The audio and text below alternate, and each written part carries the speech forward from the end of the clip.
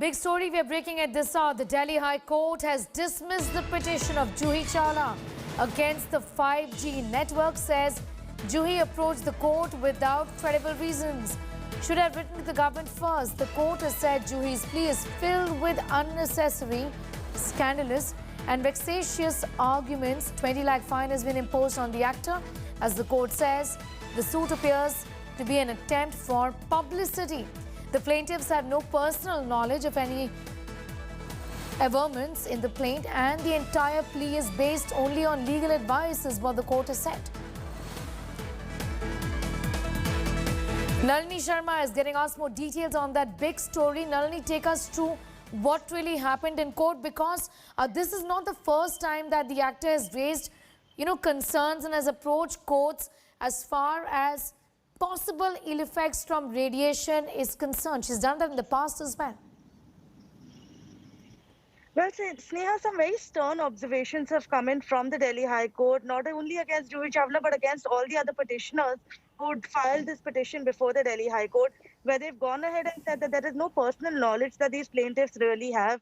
And it seems that the entire plaint was filed only for the purposes of publicity. At the same time, they've gone ahead and said that precious court time has been wasted during the hearing of this entire case, because keeping in mind that we're going through a pandemic, the court is only taking up extremely urgent matters for hearing.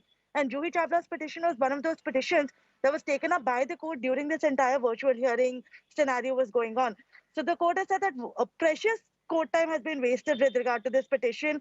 Several procedural laws have not been followed regarding the Civil Procedure Code, as well as the court fees that has been put in this is not correct. More importantly, Juhi Chawla should have first gone to the government with a representation of the same nature to give the government a chance to make the corrections on their own without any litigating process in place.